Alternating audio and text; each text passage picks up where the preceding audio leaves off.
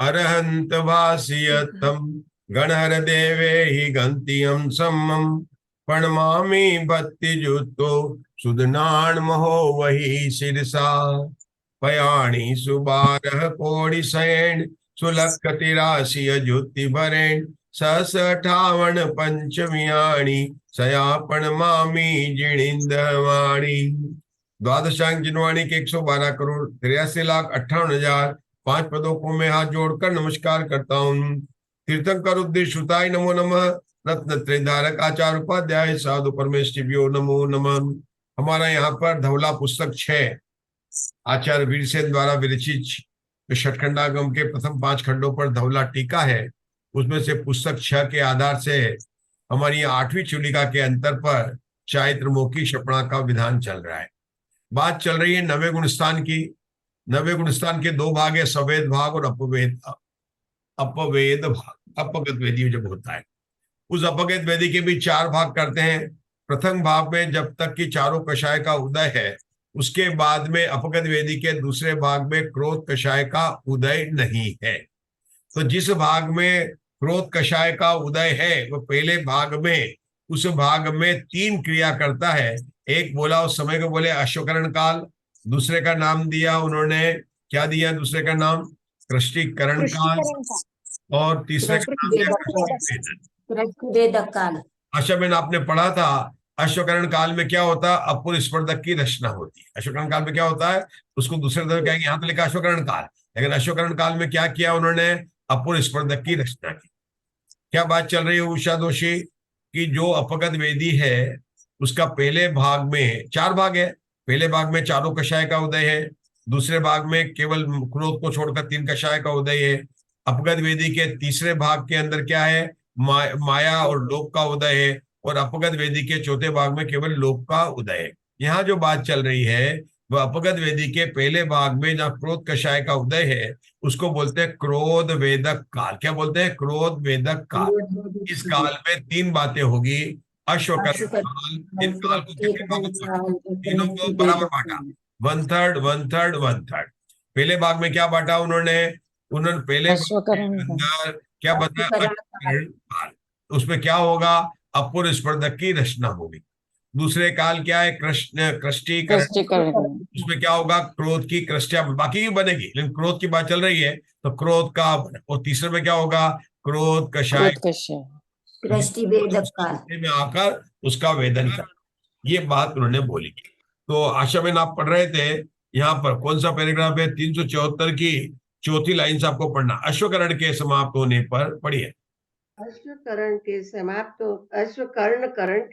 होने पर तदंतर काल में अन्य स्थिति बंद होता है। अन्य अनुभाग कांडक अश्वकर्ण कर्ता द्वारा ही प्रारंभ किया गया है। 4 घातीय कर्मों का अन्य स्थिति कांडक संख्यात वर्ष सहस्त्र मात्र है। नाम गोत्र व वेदनीय का अन्य स्थिति कांडक असंख्यात बहुभाग प्रमाण है। प्रथम समय रुके, अब क्या बताया? जब ये अश्वकरण का जो पहले समाप्त हो गया और इसका कृषिकरण का काल शुरू हुआ तो नया अनुभव कांडक घात शुरू हुआ, नया स्थिति कांडक घात भी शुरू हुआ, और सबके अलग अलग है, उसको यहाँ पर बता दिया। अब प्रथम समय के कृषिकरण काल देखो, जिस प्रकार से अश्वकरण काल के प्रथम समय की बात की थी, द्वितीय समय उसको बात करते ना, अब यहाँ पर किसकी बात करते हैं? कृष्टिकरण काल के प्रथम समय में क्या होता है उसको क्या कहेंगे? प्रथम समय कृष्टिकरण काल में। पढ़िए क्या लिखा? क्रोध के पूर्व प्रथम समय कृष्टिकारक क्रोध के पूर्व और अपूर्व स्पर्धकों से प्रदेशाग्र का आकर्षण कर क्रोध कृष्टियों को करता है। रुकेंगे, इसका अर्थ आप समझाएंगे कि प्रीति जी समझाएंगे? आप दोनों में से कुछ दोनों बात करके भी समझा सकते हैं। इसमें क्या बता रहा है? प्रथम समय क्या चल रहा है? कृष्टिकरण का बनाने का कार्य चल रहा है। हम बताएं कृष्टिकरण के उस काल में क्या चल रहा है?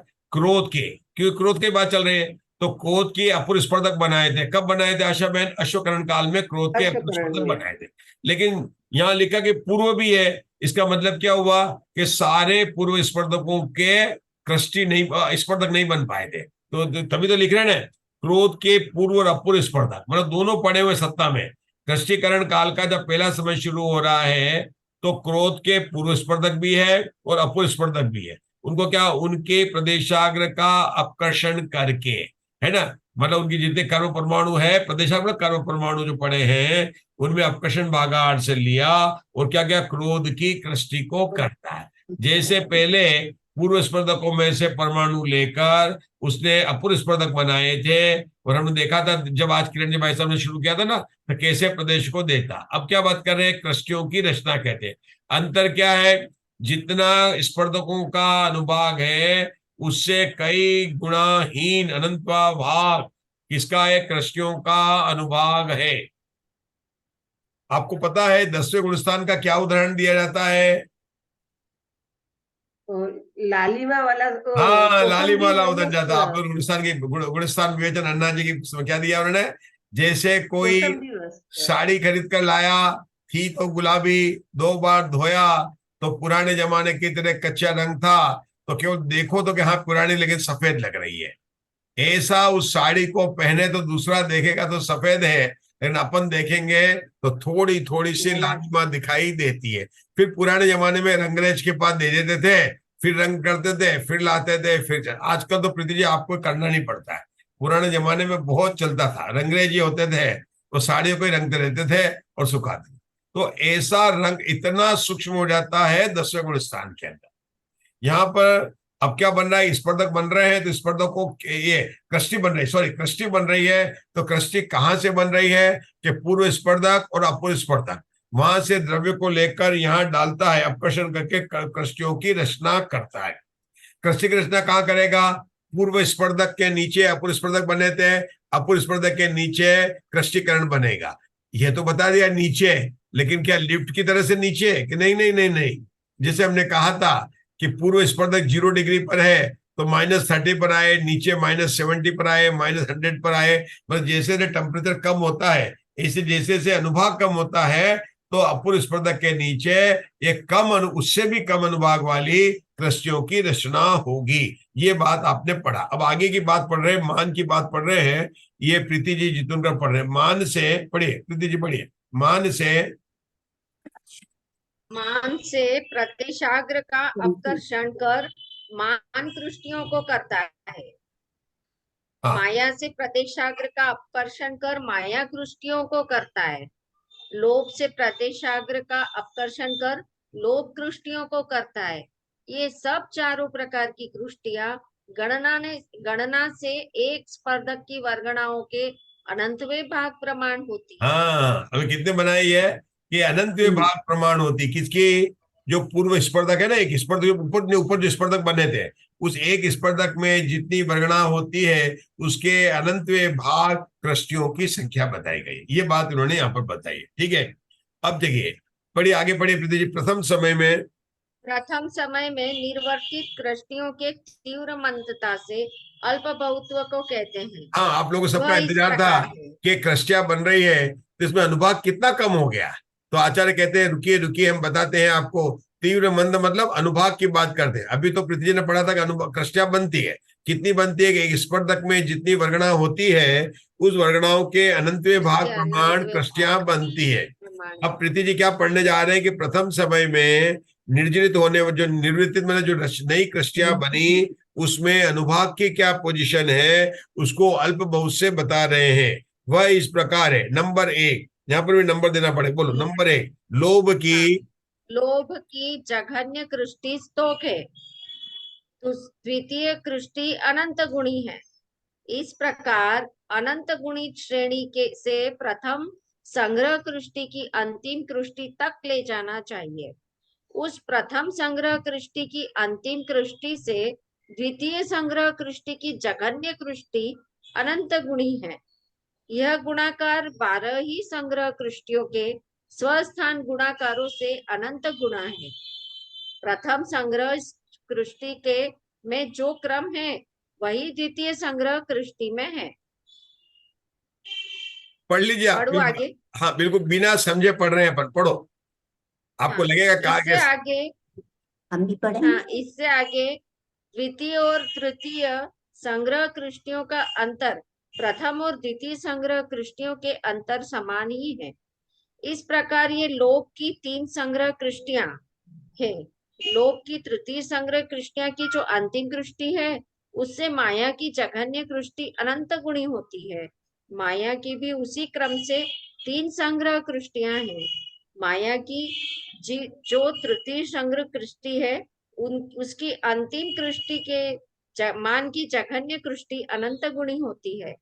मान की भी उसी क्रम से तीन संग्रह कृष्टियां हैं। मान की जो तृतीय संग्रह कृष्टि है उसकी अंतिम कृष्टि से क्रोध की जघन्य कृष्टि अनंत गुणी होती है। क्रोध की भी उसी क्रम से तीन संग्रह कृष्टियां होती है। क्रोध की तृतीय संग्रह कृष्टि की जो अंतिम कृष्टि है उससे लोभ के अपूर्व स्पर्धकों की प्रथम वर्गणा अनंत गुणी है। अब इसको समझेंगे। देखो, अपन ने पढ़ा तो जैसे सब आपको लगा नहीं लगा कि अपने को समझ में नहीं आ रहा है? लगा कि नहीं लगा? लगा, लगना ही चाहिए, क्योंकि विषय नया है ना। और जिसने पढ़ा होगा उसको भी कठिन पड़ता है, तो जिसने नहीं पढ़ा उसके लिए तो कठिन लगेगा ही लगेगा, है ना। लेकिन इतना तो पता है कि क्या पढ़ा प्रीति जी ने, कृष्टीकरण की बात चल रही है। किसी का कृष्टि को काल, इसको कृष्टीकरण मतलब जो पूर्व में उसने अपूर्व स्पर्धक बनाए थे। किसके बनाए थे? क्रोध मान माया लोभ चारों, क्रोध मान माया लोभ चारों कषाय के बने थे। अब उन्हीं से पूर्व स्पर्धक और अपूर्व स्पर्धक से करके चारों कषाय की कृष्टियां बनाता। क्रोध की भी बनाता है, मान की भी बनाता है, माया की भी बनाता है, लोभ की भी बनाता है। एक एक कषाय की तीन तीन संग्रह कृष्टि होती है। कितनी होती है? तीन तीन संग्रह कृष्टि होती है। तो चार कषाय की कितनी हो गई? 12 संग्रह कृष्टि हो गई। कितनी हो गई? 12 संग्रह कृष्टि हो गई। एक बात, क्या बना रहा है जय श्री राम? कृष्टि बना रहा। हमारे कस्तूरी जी बताएंगे क्या बता रहे हैं। ये कृष्टि बना रहा, चारों कषाय के बना रहा। दृष्टि बना रहे हैं। हाँ, एक क्रोध की कितनी कष्टी बनाएगा? तीन बनाएगा। मान कितनी बनाएगा? तीन बनाएगा। माया की कितनी बनाएगा? तीन। और लोभ कितनी बनाएगा? तीन। कुल कितनी संग्रह कृष्टियां हो गई? 12 संग्रह। ठीक है। अब इन कृष्टियों के बीच में भी और भी कृष्टियां बनती है, उसको बोलते हैं अनंतर, मतलब कृष्टियों के बीच वाली कृष्टियां। मतलब संग्रह कृष्टि के बीच में भी कृष्टियां होती है और वो बहुत सारी होती है। ये बात बताइए।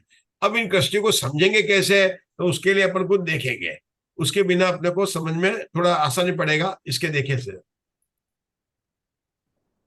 ये जो अभी प्रीति जी आपने पढ़ा है वो बात यहाँ पर इस तरह से लिखती है, गणित के अंकों में इस तरह से बताई जाती है। ठीक है, हम लोग सब देख रहे हैं, ध्यान से देख रहे हैं। देखो ऊपर क्या लिखा? लोभ, माया, मान और क्रोध, चारों नाम लिखा। यहां पर लिख पे इधर चल रहा हूं मैं, कॉलम में जहां लिखा नाम लिखा है, तो क्या लिखा? तृतीय संग्रह कृष्टि, द्वितीय संग्रह कृष्टि और प्रथम संग्रह कृष्टि। तो लोभ के नीचे भी तीन है, मान के नीचे भी तीन है, और मान के नीचे भी है, माया के नीचे, क्रोध के नीचे भी, मतलब चारों के नीचे तीन तीन बनाया। देखो तृतीय संग्रह कृष्टि के बीच में नीचे क्या लिखा? स्वस्थान गुणाकार। उसके बाद में लिखा परस्थान गुणाकार। फिर द्वितीय संग्रह कृष्टि आई, उसमें तीन है, उसके अंदर स्वस्थान गुणाकार, फिर पर गुणस्थान गुणाकार, फिर प्रथम संग्रह कृष्टि से स्वस्थान गुणाकार और पर गुणस्थान का। तो ये टेबल अपन पहली बार देख रहे हैं, तो हो सकता है कि अभी अपनों को क्या पता चला कि यहाँ पर कुछ जो बातें आने वाली है वो कैसी है कि हर एक कषाय की तीन तीन कृष्टि बनाता है, जिसका नाम होता है संग्रह कृष्टि। क्या बनता है? संग्रह। कुल चार कषाय की अशोकादी कितनी कृष्टि बन गई? 12 बन गई। चलो अब मधु जी कहां पर गए हैं? ये रहे हाँ मधु जी, कितनी कृष्टियां बनी बताओ, कैसे बनी? 12 बनी। 12 कैसे चार बनी? की तीन की। 12 तो चक्रवर्ती होते हैं, तो ये क्या कृष्टिया चक्रवर्ती है क्या? नहीं, ये चारों क्रोध मान माया लोभ की। अच्छा अच्छा, तो जो चक्रवर्ती क्रोध करते हैं, जो चक्रवर्ती मान करते हैं, जैसे रावण ने मान ऐसे माया उसकी, ऐसा नहीं है। यहाँ पर 12 कृष्टि क्या कि हर एक कषाय की तीन तीन संग्रह कृष्टि होती है। अब संग्रह का मतलब क्या होता है? एक एक कई कृष्टियां मतलब एक एक संग्रह कृष्टि में कई कृष्टियां हैं, इसलिए संग्रह कहा, है ना। संग्रह क्यों कहा? तो बन के संग्रह कहते हैं उसको, कि संग्रह कहते हैं। लेकिन संग्रह कृष्टि के बाद में तीन तीन कृष्टि अलग अलग क्यों बताई? अगर आप बोलते थे एक की बताते, क्रोध की एक की जो कृष्टियां बनती है, तो पहली संग्रह कृष्टि के बाद में जो दूसरी संग्रह कृष्टि है उसके बीच में अनुभाग बहुत अंतर हो जाता, बहुत गुणा। जैसे यहां पर बढ़ रहा था, बताता हूं, मैंने बोला तीन 9 27 270। क्या अंतर हुआ? 3 9 27 270। तो पहले क्या हो रहा, 3 गुना हो रहा था और सीधा 10 गुना बढ़ गया, है ना। फिर 10 के बाद में क्या हुआ, 3 270 हुआ, फिर 3 गुना ही बढ़ा, तो 810, फिर 3 गुना बढ़ा और फिर आगे एकदम एक साथ ज्यादा बढ़ गया। तो इसके कारण क्या हुआ कि इसको बोल दिया उन्होंने कहां पर गुणकार है। मैं फिर से चार्ट दिखाता हूं, मैं बार बार चार्ट को दिखाऊंगा और बार बार आपको करूंगा।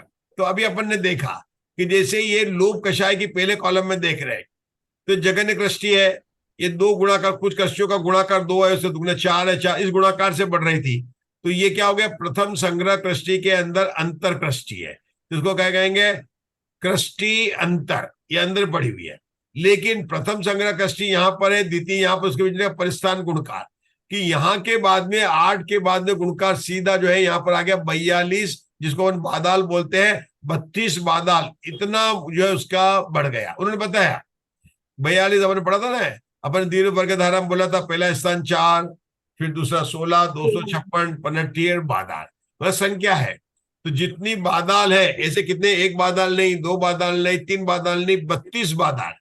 एक प्रथम लोभ की प्रथम संग्रह कृष्टि से जो अंतिम वर्गणा है, अंतिम है, अंतिम संग्रह कृष्टि बोलेंगे यहाँ पर, अंतिम संग्रह कृष्टि है, उससे द्वितीय संग्रह कृष्टि के बीच में जो पहली है, उसके बीच में जो गुणाकार है वो कितना हो गया, 32 बादाल। कितना हो गया, 32 बादाल। फिर क्या होगा, फिर द्वितीय संग्रह चल गया, तो फिर गुणाकार कम से बढ़ रही है, फिर एकदम गुणाकार बहुत बढ़ जाएगा तो तृतीय बनेगा। ऐसा 3 संग्रह कृष्टि बनती है। फिर जितनी लोभ से बनी, उससे माया की जो अंतर आ जाएगा तो उसको कहेंगे। तो एक संग्रह कृष्टि से दूसरे संग्रह कृष्टि के बीच में जो गुणाकार होता है उसको कहते हैं परस्थान गुणाकार। क्या कहते हैं, परस्थान गुणाकार। और एक ही संग्रह कृष्टि के अंदर और उसके बहुत सारे अवयव हैं, और वो जो कृष्टि है उसको बोलते हैं स्वस्थान गुणाकार। उसको क्या बोलते हैं, स्वस्थान गुणाकार। जैसे 3 9 27, इनमें 3 स्वस्थान गुणाकार है, लेकिन 27 से सीधा 270 होना, ये 10 जो है परस्थान गुणाकार। आप समझे। फिर 270 में फिर 3 का गुणा करो, फिर 3 का गुणा करो, सडनली 100 का गुणा कर दो, बढ़ते जाएंगे ऐसे। तो कितने गुणा करना कि 32 बादाल का गुणा करना, फिर कितना करना 64 बादाल का गुणा करना, फिर कितना गुणा करना 128 बादाल गुणा करना। इसको बोलते हैं परस्थान गुणाकार। चलिए अब मैं 2 मिनट रुक जाता हूं, क्योंकि नहीं तो पठार आ रहा है। बोलिए, विषय में गंभीरता बढ़ती जा रही है ना, तो इसलिए नया विषय है। बात क्या चल रही है, ये जीव कौन है, अपगत वेदी। अपगत वेदी के पहले भाग में चारों कषाय का उदय है। इसको आचार्य ने कहा क्रोध वेदक काल। इस काल के 1/3 काल को कहा अश्वकरण काल, दूसरे 1/3 काल को क्या कहा, कृष्टिकरण काल, और तीसरों का क्या कहा, कृष्टि वेदन काल। अब हमारी चर्चा चल रही है कृष्टिकरण काल। यद्यपि क्रोध का कृष्टिकरण काल 1/3 है, लेकिन कृष्टियां अन्य चारों कषायों की एक साथ बन रही है। किसकी बन रही है, चारों कषाय की बन रही है। एक एक कषाय की कितनी कृष्टि बनेगी किरण जी भाई साहब, 3 कृष्टि बनेगी। तो राजुल जी कुल संग्रह कृष्टियां कितनी है, 12 कृष्टि। अब हमने बोला एक कृष्टि लिया, लोभ कषाय की कृष्टि लिया, नीचे वाले लिया, उसके अंदर संग्रह कृष्टि के अंदर कई कृष्टियां हैं, उन कृष्टि का गुणाकार बताया, उसको बोले स्वस्थान गुणाकार। गुणाकार किसका, किस प्रकार से अनुभाग बढ़ता जाता है। जैसे अपन 100 की वर्गणा ली, 101 की ली, 102 की ली, यहाँ पर वर्गणाओं का गुणाकार अनंत गुणा में है, अनंत गुणा में बढ़ रहा है। ये बात इन्होंने यहाँ पर बताई है। अब फिर से देखेंगे चार्ट को, देखिए क्या लिखा ऊपर, लोभ माया मान और क्रोध 4 कषाय की कृष्टि बन रही है। सबसे जघन्य कहते, सबसे नीचे कौन होगा, लोभ का ही होगा। स्तोक है, लोभ का सबसे स्तोक है, मान का उससे तो सबसे लगन जघन्य हुआ। वो उससे दूसरा कौन सा बना, अंतर। ये अंतर कृष्टि बोल रहे हैं, कृष्टि अंतर और संग्रह कृष्टि अंतर। संग्रह कृष्टि अंतर क्या हुआ, प्रथम संग्रह कृष्टि से द्वितीय संग्रह कृष्टि में किया तो 32 बादाल, ये इसका गुणाकार हो गया, 2 कृष्टियों के बीच का गुणाकार। दूसरी से तीसरी का गुणाकार कितना हो गया, 64 बादाल गुणाकार हो गया। लेकिन पहली कृष्टि में 2 4 8, दूसरी कृष्टि में 16 32 64, ये कृष्टि के अंतर का गुणाकार है। इस प्रकार से अब देखो, जो लोभ की जो 512 थी, वह माया की सबसे लो में 124 आ गई, 248, 4 तो शून्य हो गया, और अब बादल कितना हो गया कि 164 का सीधा यहाँ पर 128 हुआ, 128 का 256 हुआ, 200 का 15। इस प्रकार से परिस्थान गुणाकार और स्वस्थान गुणाकार है। ये बताने वाले हैं कि इस कृष्टियों के अंदर अनुभाग कितना वेरिएशन है, कितनी विभिन्नता है, ये बात को बता। भावों की विभिन्नता है, अनुभाग मत की बात कर रहे हैं जिसकी विभिन्नता है। अब जो पढ़ा था उसको फिर से पढ़ते हैं, है ना, जो अपने इतना पढ़ने वाले पढ़ेंगे, फिर से पढ़ेंगे। पढ़िए, कौन पढ़ेंगे? अब किसने पढ़ा? राजू जी आप पढ़ सकते हैं? हाँ चलिए, अशोका जी तैयार है, पढ़िए अशोक। स्क्रीन पे डाल दो सर। हाँ, तृतीय समय में पढ़िए। नहीं, ये तृतीय समय नहीं आ गया, अभी तो बहुत आगे आ गए। कौन सा आ गए? पेज नंबर 375 पर पढ़ना हमको। पढ़िए 375 में पढ़ना। प्रथम समय से पढ़ूं। 375 प्रथम में। समय से में हाँ प्रथम समय में निर्वर्तित सृष्टियों के तीव्र मंद से अल्प बहुत को कहते हैं। वह इस प्रकार है। लोभ की जघन्य कृष्टि स्तोक है, जिसको अपने दो माना था। हाँ, दृष्टि दो माना था, जिसको दो माना था सबसे जगह। हाँ बोलो। और द्वितीय कृष्टि अनंत गुणी है। हाँ, दो गुणा। इस प्रकार अनंत गुणित, अच्छा दुगना हो गया, अनंत गुणी बताया बस। 2 इस 4 प्रकार 2, अनंत अपन गुणित, अनंत का प्रमाण 2 मान लिया ना, 2 4 8 इस तरह से। अच्छा जी, ठीक। इस प्रकार अनंत गुणित श्रेणी से प्रथम संग्रह कृष्टि की अंतिम कृष्टि तक ले जाना चाहिए। इस प्रथम संग्रह कृष्टि की अंतिम कृष्टि से द्वितीय संग्रह कृष्टि की जघन्य कृष्टि अनंत गुणी है। रुकेंगे, यह गुण का, अब रुकेंगे ये गुणकार। हाँ जी, बताओ क्या बता रहा हूं मैं आपको, कि जो प्रथम संग्रह कृष्टि के अंतिम था, जो कितना था, 2 4 और 8 था, उससे जो है आगे वाली कृष्टि का कितना गुणाकार था? 32 बादाल अपन ने माना था। कितना माना था? 32 बादाल। इतना गुणकार, ये अनंत गुणी है। द्वितीय संग्रह जगन्य गुण कितना गुणकार है? 12 ही संग्रह कृष्टियों के संसार गुणा से अनंतकार है। जो संसार गुणाकार 2 4 2, वो सब 2 2 गुणा है, उससे अनंत गुणा है। 32 बादाल की बात की। अब आगे चलेंगे। प्रथम संग्रह कृष्टि में भी जो क्रम है वह द्वितीय संग्रह कृष्टि में भी है। तो जिस प्रकार से क्रम हमने प्रथम बनाया था 2 4 8, वहां पर 16 32 64 है। इससे आगे द्वितीय और तृतीय संग्रह कृष्टि का अंतर प्रथम और द्वितीय संग्रह कृष्टि के अंतर के समान ही है, कि मतलब वही बढ़ गया, उसका बढ़ता गया है। इस प्रकार से समान बढ़ गया उसके, 32 बादल से 64 बादल हो गया। इस प्रकार ये लोभ की 3 संग्रह कृष्टियां हो गई। लोभ की तृतीय संग्रह कृष्टि से जो अंतिम कृष्टि है, उससे माया की जघन्य कृष्टि अनंत गुणी होती है। ये गुणकार हो गया, परिस्थान गुणकार हो गया, और इसको अपन ने 64 का 128 बादल बना दिया। माया की भी उसी क्रम से 3 संग्रह कृष्टियां हैं। माया की भी तृतीय संग्रह कृष्टि उसकी अंतिम कृष्टि से है। मान की जगन कृष्टित अंतिम गुणी है। ये परिस्थान गुणकार हो गया। मान का भी जो उसी समय से 3 संग्रह कृष्टि है। मान की संग्रह कृष्टि तृतीय संग्रह, उसके अंतिम कृष्टि से क्रोध का जगन कृष्टि अनंत गुणी होती है। क्रोध भी उसी क्रम से 3 संग्रह कृष्टियां होती है। और अंत में क्या बता रहे हैं कि अंत की जो क्रोध की संग्रह कृष्टि है, उसका जो अंतिम वह है, उससे क्या हो गया? कृष्टि उससे लोभ के अपूर्ण स्पर्धक का प्रथम वर्गना अनंत गुणी है। मतलब आप बताओ कि कितना अनुभाग कम हो गया। जो यहाँ पर आखिरी कृष्टि है, उससे अपूर्ण स्पर्धक की जो सबसे नीचे वाली थी, वो अनंत गुण वाली है। ये बात अपन ने चार्ट के द्वारा भी समझकर इसको प्रयास किया है। हाँ, अब बताइए, अब यहाँ से पढ़िए, आगे पढ़िए। अब यहाँ से अशोका जी पढ़िए। अब यहाँ कृष्टि अंतरों अर्थात कृष्टि गुणकारों के अल्प बहुत को कहते हैं। हाँ, कृष्टि वह गुण इस स्थान कौन सा प्रकार, है? सुनो सुनो सुनो, स्वस्थान गुणकार और परिस्थान गुणकार, उनके गुणकारों का अल्पबहुत कहते हैं। अच्छा, स्पष्ट करते हैं। हम तीसरी पुस्तक में देख रहे हैं, भागा भाग और अल्पबहुत। अल्पबहुत से समझा रहे हैं गुणकार को। पढ़िए पढ़िए। वह इस प्रकार है। वह लोभ की प्रथम संग्रह कृष्टि में जघन्य कृष्टि अंतर अर्थात जिस गुणकार से गुणित जघन्य कृष्टि द्वितीय कृष्टि का प्रमाण प्राप्त करती है, वह गुणकार स्तोक है। द्वितीय कृष्टि अंतर अनंत गुणा है। इस प्रकार अनंतर अनंतर रूप से जाकर अंतिम कृष्टि अंतर अनंत गुणा है। रुकेंगे। लोभ ये की ही, अभी आप नहीं समझे, यहाँ चेंज हो गया। वो क्यों चेंज हो गया बता दो मैं आपको। 2 शब्द चल रहे हैं, अपन को पढ़ेंगे ना। सावधानी हटी, दुर्घटना घटी। पहला क्या चल रहा था? लोभ की प्रथम संग्रह कृष्टि में। किसकी बात चल रही है? लोभ की संग्रह कृष्टि में। अब आपने पहली संग्रह कृष्टि की अंतर कृष्टि के बता दिया, अब यहाँ पर परिस्थान गुणकार आने वाला है। तो यहाँ कहा गया लोभ की प्रथम संग्रह कृष्टि में जब मैंने जगन्य लिखा था, 2 लिखा था, 4 लिखा था और 8 लिखा था, उनके गुणकार का बोध है, उसको बोला कृष्टि अंतर। 2 अंतर आ रहे हैं, एक संग्रह कृष्टि अंतर और एक कृष्टि अंतर। संग्रह कृष्टि पूरे का नाम है, एक संग्रह कृष्टि से दूसरे संग्रह कृष्टि को बोलेंगे संग्रह कृष्टि अंतर, और ये बोल रहे हैं यहाँ कृष्टि अंतर। बोले एक संग्रह कृष्टि के अंदर जो दूसरी कृष्टियां हैं, जो 2, 4, 8 मैंने बताया था, उसकी बात चल रही है, और जैसे समाप्त हुई है तो अब कृष्टि का अंतर शुरू होगा। पढ़िए अशोका जी।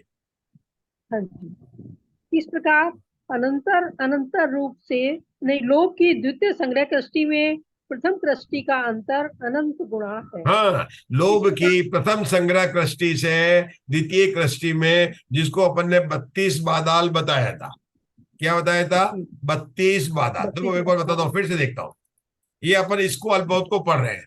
ये पहले प्रथम संग्रह कृष्टि थी, आपने पढ़ा है जगन्य है, 2 है, 4 है, 8 आ गया। इसके बाद में बोला कि प्रथम कृष्टि के जो अंत से यहां पर जा रहे हैं, तो ये गुणकार कितना है? बादाल, 32 बादाल है, इसकी बात की। फिर इसके बाद दूसरा संग्रह कृष्टि की बात करेंगे, फिर उसकी बात करेंगे, फिर तीसरे की बात करेंगे, और फिर उसके अंतर की यहाँ की बात करेंगे। इस प्रकार से आप पढ़ रहे हैं, ठीक है ना? चलिए, अब आपको समझ में आएगा सबको। चलिए अब पढ़ लीजिए, अब पूरा पढ़ लीजिए, वही बताया उन्होंने। इस प्रकार अनंतर अनंतर रूप अंतिम कृष्टि अंतर तक ले जाना चाहिए। पुनः लोभ की ही तृतीय संग्रह कृष्टि में प्रथम कृष्टि अंतर अनंत गुणा है। इस प्रकार अनंतर अनंतर रूप से जाकर अंतिम कृष्टि अंतर अनंत गुणा है। यहाँ से माया की प्रथम संग्रह कृष्टि में प्रथम कृष्टि अंतर अनंत गुणा है। इस प्रकार अनंतर अनंतर रूप से माया की भी 3 संग्रह कृष्टियों के कृष्टि अंतर यथाक्रम से अनंत गुणित श्रेणी के अनुसार ले जाना चाहिए। यहाँ से मान की प्रथम संग्रह कृष्टि में प्रथम कृष्टि अंतर अनंत गुणा है। मान की भी 3 संग्रह कृष्टियों के कृष्टि अंतर क्रमानुसार अनंत गुणित श्रेणी से ले जाना चाहिए। यहाँ से आगे क्रोध की प्रथम संग्रह कृष्टि में प्रथम कृष्टि अंतर अनंत गुणा है। इस प्रकार क्रोध की भी 3 संग्रह कृष्टियों के अंतर क्रमानुसार अंतिम अंतर तक अनंत गुणित श्रेणी से ले जाना चाहिए। उससे अर्थात स्वयं स्थान गुणकारों में अंतिम गुणकार से लोभ का प्रथम संग्रह कृष्टि अंतर अनंत गुणा है, द्वितीय संग्रह कृष्टि अंतर अनंत गुणा है, तृतीय संग्रह कृष्टि अंतर अनंत गुणा है। विशेषांक। हाँ, तो ये समझे, इस चार्ट को हमने देखा, क्या देखा? ये सारे के सारे चार्ट को इन्होंने बता दिया। इन्होंने शुरू किया यहाँ से जगन दो तिना, फिर बोला प्रस्थान गुणकर आया।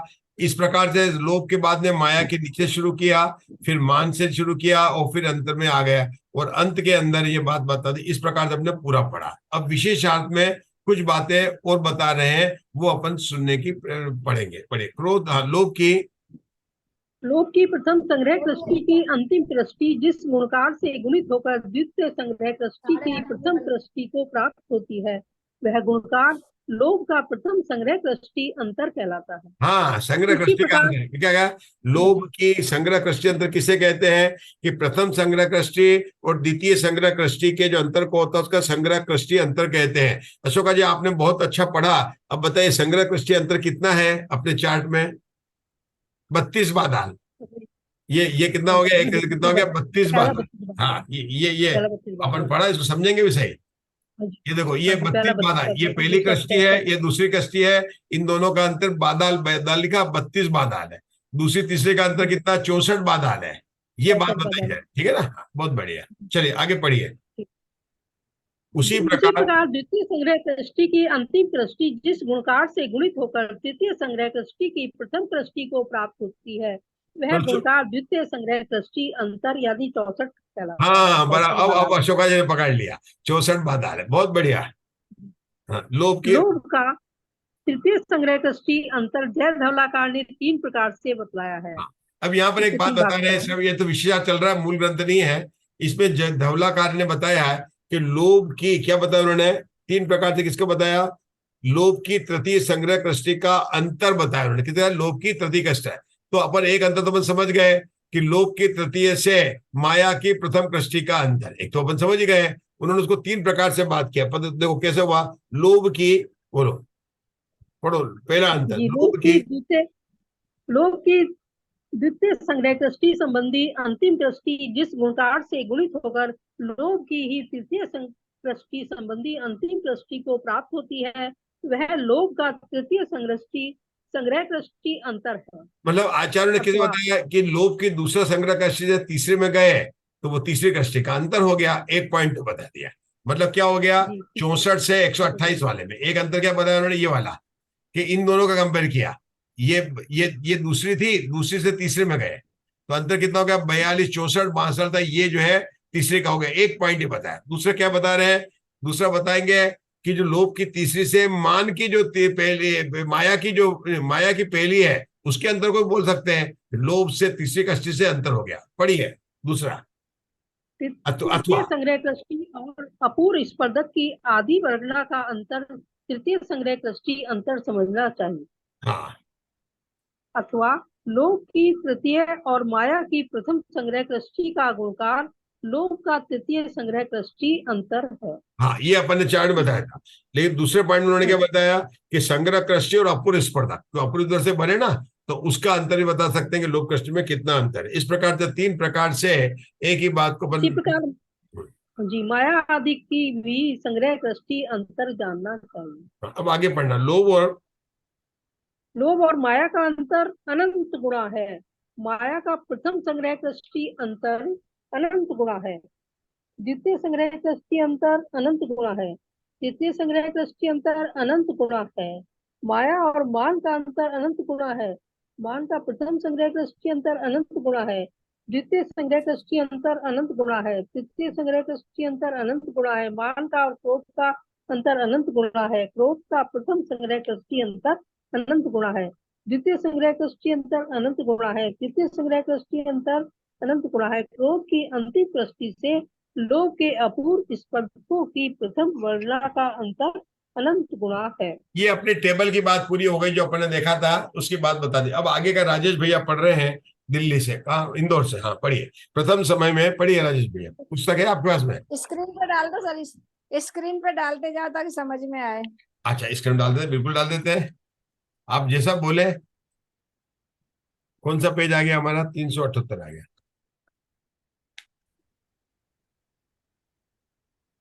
चलिए राजुल जी आप पढ़िए ना, आप पढ़ सकते तो पढ़िए, स्क्रीन पर डाल दिया मैंने। प्रथम समय, मैं पढ़ूं क्या पंडित जी? हाँ पढ़ो पढ़ो। प्रथम समय में निवर्तमान कृष्टियों में दिए जाने वाले प्रदेशाग्र को श्रेणी प्ररूपणा को कहते हैं। वह इस प्रकार है, लोभ की जगन कृष्टि में प्रदेशाग्र बहुत है। द्वितीय कृष्टि में प्रदेशकार अनंत व भाग से विशेषहीन है। इस प्रकार क्रोध की अंतिम कृष्टि तक अनंतर क्रम से प्रत्येक कृष्टि में दिए जाने वाला प्रदेशाग्र अनंत व भाग से विशेषहीन है। परंपरा क्रमानुसार जघन्य लोभ कृष्टि से उत्कृष्ट क्रोध कृष्टि का प्रदेशाग्र अनंत व भाग से विशेषहीन है।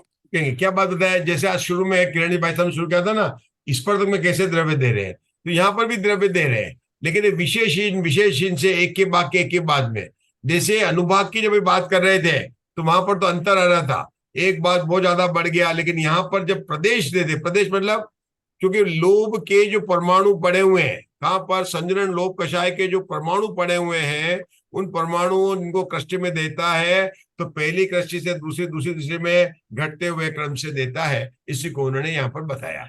चलिए आगे पढ़ना, आगे फिर लेना पड़ेगा। चलो राजेश भैया पढ़ो, द्वितीय समय में राजेश भैया पढ़ेंगे। द्वितीय समय में बोलो, पढ़ो राजेश भैया, द्वितीय समय में। एक मिनट,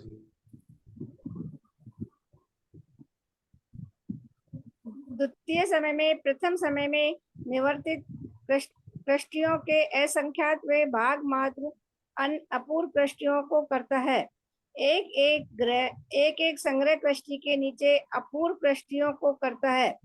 द्वितीय समय में हीनमान प्रदेशाग्र की श्रेणी प्ररूपणा को कहते हैं। रुकेंगे, क्या बता रहे हैं अब द्वितीय समय में क्या हुआ, जो पहले समय में जो कृष्टियां बनाई थी उसके नीचे फिर और कृष्टियां बनाएगा, अपूर्व और कृष्टि बनाएगा, लेकिन कृष्टि कितनी, जैसे इस पर तो बन रहा था ऐसे यहाँ पर भी चल रहा है लेकिन ये कैसे होगी, अपूर्व कृष्टि करेगा, लेकिन वो संख्या जो होगी किसी होगी असंख्यात भाग प्रमाण होगी। जितने पहले समय में कृष्टि बनाई उसे दूसरे समय में असंख्यात भाग मात्र ही कृष्टि बनाएगा। अब बताते हैं कि द्वितीय समय दीमान प्रदेश, जैसे पहले समय में बताया था, अब द्वितीय समय में दीमान प्रदेश की श्रेणी प्ररूपणा का कहते हैं, मतलब एक एक में किस प्रकार से द्रव्य दिया जाता है। तो देखो यहाँ पर भी क्या होगा कि पहले वाले समय की कृष्टि में भी देगा, दूसरे समय वाली कृष्टि में भी देगा। अंतर क्या होगा कि जो दूसरे समय में जो कृष्टियां बनी वो तो नहीं बनी है, तो क्या क्या यहाँ पर पढ़ रहे हैं, देखो लोभ को जघन्य कृष्टि में प्रदेशाग्रह बहुत दिया जाता है पहली में, क्योंकि वो कृष्टि ही नहीं है। हाँ, द्वितीय में कृष्टि में वो अनंत भाग विशेष हीन दिया जाता है। इस प्रकार तब तक अनंत भाग से हीन दिया जाता है जब तक कि लोभ की प्रथम संग्रह कृष्टि के नीचे निवर्तमान अपूर्व कृष्टियों के अंतिम कृष्टि प्राप्त हो जाती है। घटते घटते क्रम तक चला जाता है। द्रव्य कर्म परमाणु की बात चल रही, उस प्रथम समय में निवर्तित लोभ की प्रथम संग्रह कृष्टि की अंतर कृष्टियों में अब जो दिया कृष्टियां उसके अंदर संग्रह कृष्टि के बीच में जो अंतर कृष्टि है उसकी बात कर, जगन कृष्टि में असंख्यात विभाग से विशेषहीन प्रदेश दिया जाता है। उसकी द्वितीय कृष्टि में अनंत भाग हीन से प्रदेशाग्र दिया जाता है।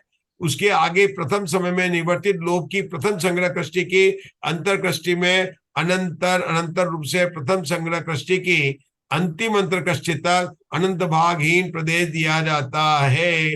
मतलब क्या कह रहे हैं कि इस समय द्वितीय समय में बंदी उसमें देने के बाद में प्रथम समय में जो बनी उसमें भी देगा, प्रथम समय बनी थी उसको भी देगा। बस इसी बात को कर रहे हैं। पढ़ लीजिए आगे इसको पूरा। हाँ, यहां तक मैंने पढ़ा, आगे पढ़ी है। राजेश भैया पढ़ो अब आगे का,